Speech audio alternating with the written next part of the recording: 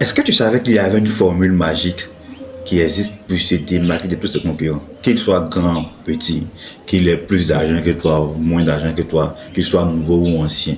Il existe une formule magique que tu peux utiliser afin de pouvoir te démarquer de facilement, sans problème même. Et c'est très très efficace. Et ça a même été utilisé par l'une des gammes que vous connaissez sur le marché. Je vais te révéler ça dans cette vidéo-là.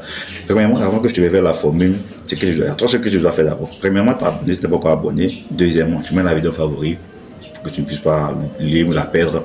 Et troisièmement, tu me laisses un message en commentaire. Nous donne ton avis. Alors, cette formule magique-là, on appelle ça le triangle du positionnement. Ça veut dire que c'est une formule qui est comprise entre toi, entre trois acteurs. Ok? Premièrement, il y a toi. Il y a toi, toi dans ton produit, toi dans ton service, toi dans ta marque, dans ton entreprise, même toi ta personne, peut-être ton image que tu veux grandir sur le marché.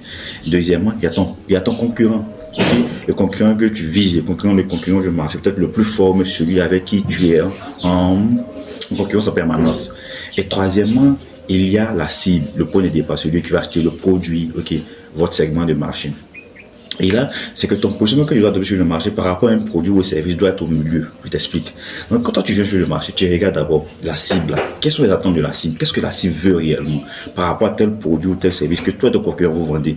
Parce que je suppose que vous avez la même cible, que vous avez le même produit que vous vendez. Ok, c'est très important de comprendre ça.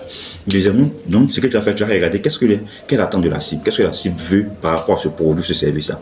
Deuxièmement, tu vas regarder maintenant qu'est-ce que le concurrent lui propose. Okay? Et ce qu'il propose, est-ce que c'est ce que la cible veut? Est-ce que ça répond aux attentes de la cible?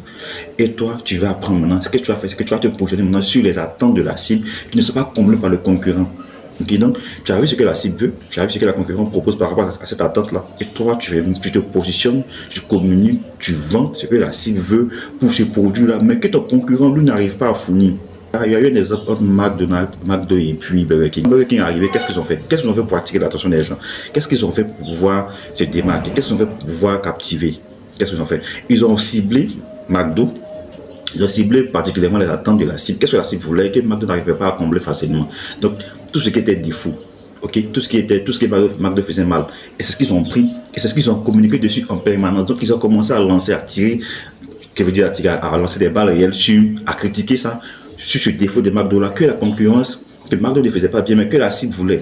Et c'est comme ça qu'ils ont attiré l'attention de la cible, c'est comme ça qu'ils ont commencé à se démarquer, à se positionner sur le marché. Donc, c'est très simple à utiliser. Tu peux le faire de façon directe, sans citer forcément le nom de la cible. Donc, tu regardes ton marché, ton concurrent, ok? Tu regardes ton marché, ton concurrent, un concurrent que tu veux, que tu vas cibler. Donc, tu regardes ce que la cible veut, ok? Et qu'est-ce que tu n'arrives pas à satisfaire? Et c'est ce que tu vas apprendre. Donc, la concurrence là-bas, il y a beaucoup d'attentes. Donc, les gens passent beaucoup de temps avant d'être servis. Donc, l'attente est très longue, les gens se plaignent parce qu'ils sont pas vus de